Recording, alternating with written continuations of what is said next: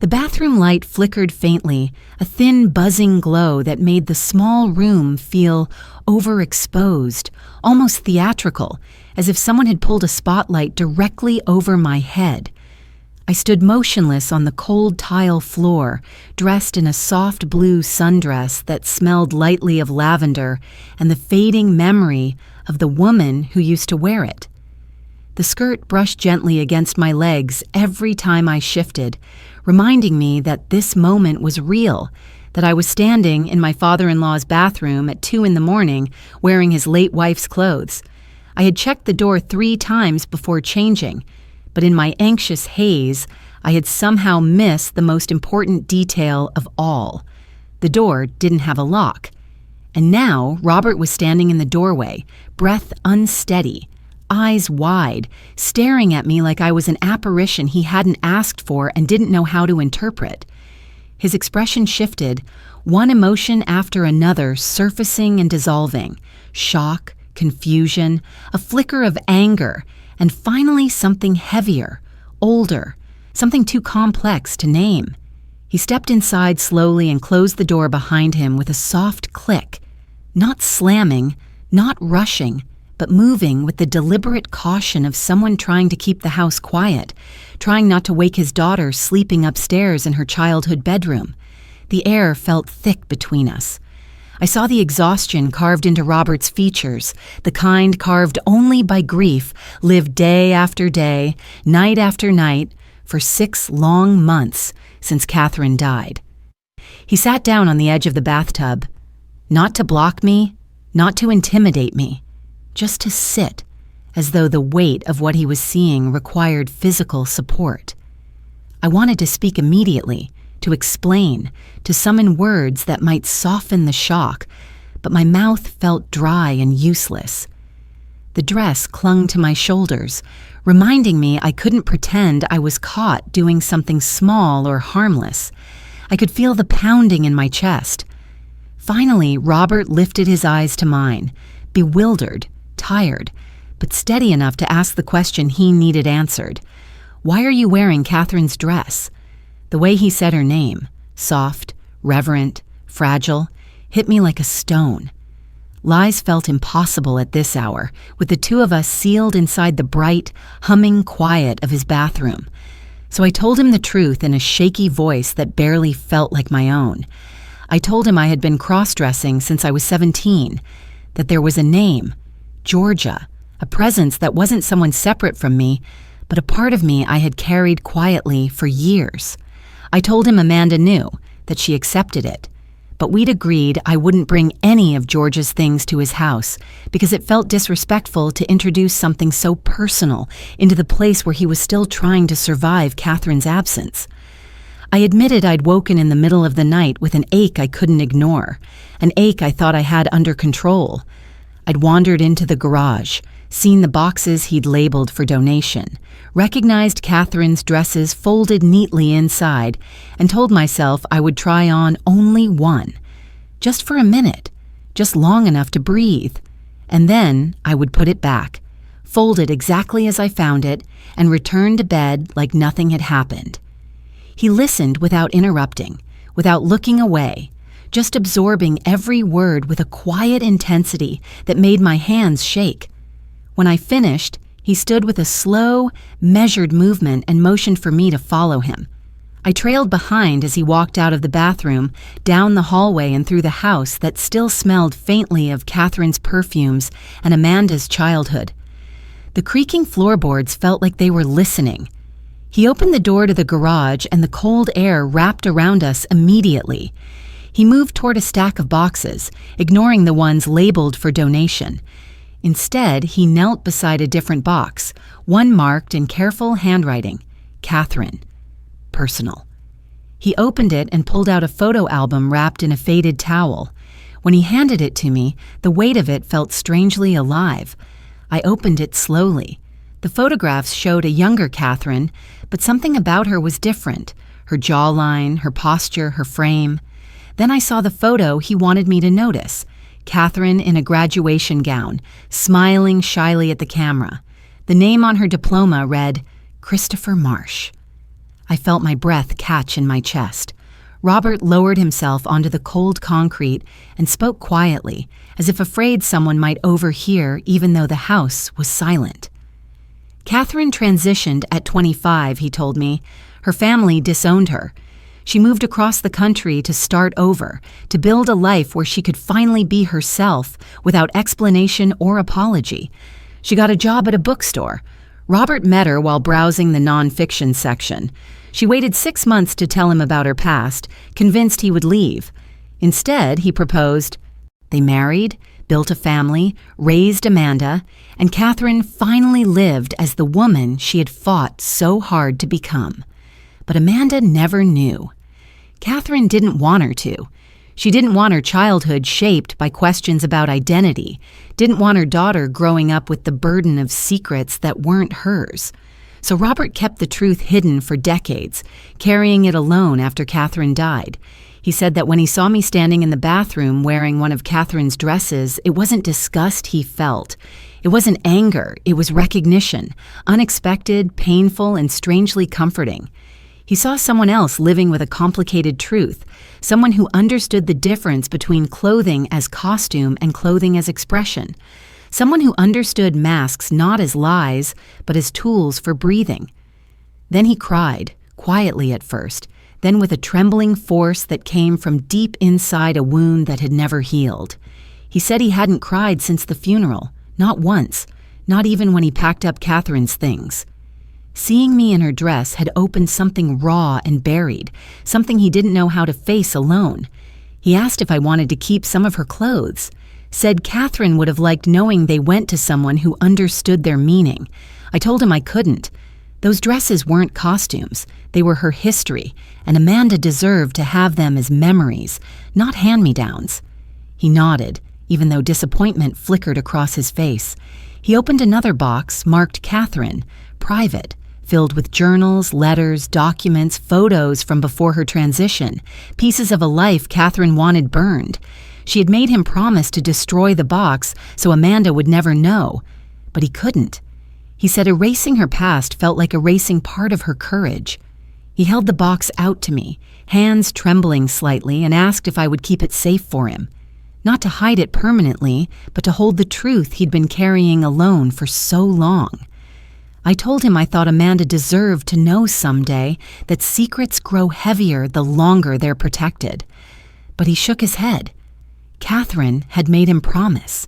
He had kept her secret for 30 years, and keeping it had hollowed him out in ways he'd never admitted aloud. We sat there on the cold concrete floor, dawn slowly seeping through the small windows as boxes of memories surrounded us. We talked about grief, about identity, about the awful weight of love that demands both truth and protection. And by the time the sun rose, the garage felt like a confessional, the air warmer, the silence gentler. When Amanda found us later that morning, sipping coffee at the kitchen table, neither of us looked like men who had spent the night unraveling decades of secrets. She kissed my cheek, hugged her father, and said it was good to see us bonding. Robert smiled at me with tired, knowing eyes and said I was better company than he expected, a quiet acknowledgement of everything we had shared before dawn. The year that followed became a quiet, unexpected tether between Robert and me, a steady thread woven through Saturday afternoons and late evenings when the world slowed enough for private truths to surface. Our weekly calls grew into a ritual neither of us acknowledged out loud, but both depended on in different ways. He would tell me stories of Catherine that Amanda had never heard, stories that belonged to a life built in the shadows of discrimination and bravery, stories shaped by small rebellions and quiet victories. He told me about the early days when Catherine was still learning how to inhabit her own skin, how she had once cried for an hour in the passenger seat of his car after a stranger misgendered her at a grocery store, not because the stranger mattered, but because she had trusted herself enough to believe those days were behind her. He told me about the first dress Catherine had ever bought with her own money, a green summer dress she wore in the backyard while planting tomatoes. Proud and nervous, sunlight reflecting off the sweat on her forehead while she kept smoothing the skirt as though making sure it still belonged to her. He told me about their hardest argument, the one that happened 3 years before Amanda was born, when Catherine feared she would never be allowed to adopt or raise a child because of who she had been at birth, and how Robert had held her through the night until her breath finally slowed, and she believed him again when he said they could build any life they wanted, as long as they wanted it together. I listened every week, sometimes speaking, sometimes just letting his memories unfold into the soft crackle of his phone line. We never spoke about that night in the garage, not directly, but everything we talked about circled it, spiraled around it like planets around a silent star. He asked me once, in a hesitant voice, if I ever wished I had told Amanda more about Georgia, not because he doubted her acceptance, but because he understood the loneliness of loving someone who didn't fully understand the world inside you. I told him that Georgia wasn't separate from me. She wasn't another identity, another life waiting backstage for a cue. She was me, just expressed differently, the same way a person can be soft in one moment and sharp in another without becoming a different person entirely. Robert had been quiet after that, and I realized later he wasn't reacting to my answer, but to the truth that Catherine had once felt the same way, had once told him something nearly identical during a night when she feared losing herself under the weight of expectations she never asked to carry. But grief is relentless in its circles, and eventually the calls shifted. His voice grew softer, raspier, each conversation punctuated with pauses that stretched a little longer each week. Amanda first noticed the weight loss, the fatigue, the bruises on his arms in shades that didn't match the stories he offered as explanations. By the time she convinced him to see a doctor, the diagnosis arrived with the cruel familiarity of déjà vu, the same cancer that had taken Catherine. It was aggressive, faster even. Amanda cried in the car after the appointment, gripping the steering wheel like it might anchor her to the world she felt slipping. Robert tried to comfort her, but the effort exhausted him so deeply he slept for nearly 12 hours when they returned home. Hospice care arrived swiftly. Amanda moved into the spare room at the facility, sleeping on a cot that squeaked every time she shifted, refusing to leave her father's side for more than a few minutes at a time. I visited daily, sometimes sitting beside her, sometimes talking with Robert when he had the strength. The sterile scent of the room became familiar, blending with the faint lingering trace of the aftershave Robert still used out of habit even when he could barely lift his arms. The days became quieter. The pauses in conversation stretched longer, and Robert's gaze drifted more often to the window rather than to the people in the room. He talked less about Catherine's early life and more about the moments he feared he had mishandled, regrets whispered into the dimming light with the fragile sincerity of someone trying to settle his soul before it slips free. On Robert's final night, Amanda called me at almost midnight, her voice trembling not with panic, but with a surreal calm I recognized instantly as the body's instinctive response to loss approaching. She told me he was asking for me, that he had something important to share with both of us, and even before she finished speaking, I was already pulling on shoes and grabbing my keys. When I arrived, the room felt different, warmer, dimmer, as though time itself had softened inside the four walls. Robert looked smaller in the bed, his breathing shallow, his eyes brighter than they had been in weeks, a final flicker of clarity sharpening his features. Amanda held his hand with both of hers, resting her forehead against the back of his palm until he stirred enough to acknowledge my presence.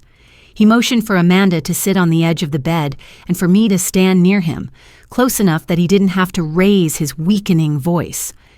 Then, with a trembling breath, he told Amanda the truth about her mother. He told her about the boxes in the garage, about Christopher Marsh, about the decision they had made to keep Catherine's past private, not out of shame, but out of love, out of the desire to give her a life defined by the years she lived, not the years she fought to escape. He didn't know how Amanda would react. He had feared this moment for decades, but he knew he couldn't let the truth die with him, buried in a cardboard box marked private, left to be discovered by accident years later. Amanda listened without interrupting, her eyes widening, flickering with shock, confusion, then a dawning emotion that seemed to settle deep in her chest. She stayed very still for a long time, her thumb tracing the edge of her father's knuckles. When she finally spoke, her voice was soft, steady, carrying the weight of a lifetime of love and the reevaluation of everything she thought she knew. She told him she had always sensed something about her mother that felt deeper than the stories she had been told, that she had always admired Catherine's strength without knowing what shaped it. She said she understood why they kept it secret, even if part of her wished she had known sooner. She told him she loved them both, Catherine as the mother who raised her, and Catherine as the woman who fought to become herself. She thanked him for telling her before it was too late. Robert wept quietly, tears collecting in the corners of his eyes, sliding down the softening lines of his face. He reached for me then, with a slow and trembling hand, and whispered that he was grateful for the night he caught me in that dress, grateful that I had brought into his life an echo of the courage he had spent so many years admiring in Catherine. He said that in seeing me, he had remembered a version of himself he had forgotten, a man capable of embracing complexity, capable of honoring truth even when it frightened him. He told me to take care of Amanda, not as a command, but as a request from a man who was ready to let go. After he drifted into sleep, his breath wavering between shallow and silent, Amanda and I sat at his bedside until dawn. The room was filled with the stillness that precedes the end, a softness that felt almost sacred. When his chest finally stilled and his hand relaxed in Amanda's grasp, the sun was rising through the blinds, casting pale, forgiving light across his features. Amanda pressed her forehead to his and whispered goodbye, not as a farewell to the man who kept secrets, but to the father who carried love and fear in equal measure. In the days after his funeral, Amanda and I returned to the house. Quiet now, emptied of footsteps but overflowing with echoes. We opened the boxes together, every one of them, even the one marked private. We read Catherine's letters, traced her handwriting with our fingertips, pieced together the life she had built, the battles she had fought without ever letting them shadow her daughter's childhood. Amanda cried, laughed, wondered aloud about the mother she never knew existed, and mourned both versions of her with the same depth of love. Months later, as we packed the final box for storage, Amanda held Catherine's blue sundress in her hands. She looked at me with a small, knowing smile and said it was time someone wore it again, not as a relic of the past, but as a continuation of the courage that had shaped their family. And in that moment, standing in the dim light of Robert's garage, where everything had begun, I realized that sometimes the people who see us most clearly are the ones who have carried their own hidden histories, and that their understanding becomes a bridge across grief, across identity, across time, connecting us in ways we never could have predicted the night a door, without a lock, swung open.